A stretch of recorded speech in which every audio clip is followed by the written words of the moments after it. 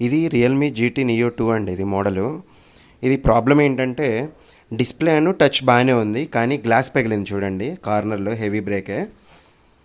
ఇది డిస్ప్లే వచ్చేసి చాలా కాస్ట్లీ ఉంటుంది. కస్టమర్ వేరే ఊరు నుంచి వచ్చి చేయించుకున్నారు, కానీ ఏ ఊరో గుర్తులేదు, చాలా రోజులు ఏం చేసి. ఇది ప్రాపర్గా డిస్ప్లే అనేది ఫ్రేమ్లో నుంచి రిమూవ్ చేసి గ్లాస్ అనేది రిమూవ్ చేస్తున్నాను చూడండి.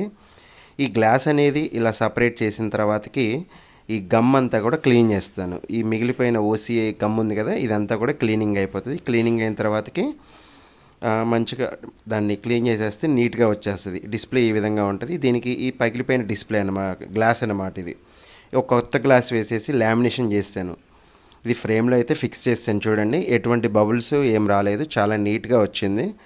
ఇది ఆన్ కూడా చేసి చూపిస్తాను. Touch condition, next display condition, everything okay. ఎటువంటి గ్యాప్స్ రావటాలు అలాంటివి కూడా ఏం లేవు, చాలా నీట్గా వచ్చింది. ఇలాంటి గ్లాస్ రిప్లేస్మెంట్స్ ఏమన్నా కావాలి అనుకుంటే మన అడ్రస్కి కాంటాక్ట్ అవ్వచ్చు. నా పేరు సందీప్, ఖమ్మం సందీప్ మొబైల్స్. మన షాప్ స్టోర్ వచ్చేసి గాంధీ చౌక్లో ఉంటుంది. మీరు మ్యాప్స్లో 2-3 అడ్రస్ చూడొస్తారు, కానీ అవి మనవి కాదు. మనది స్టోర్ వచ్చేసి గాంధీ చౌక్ ఉంటుంది.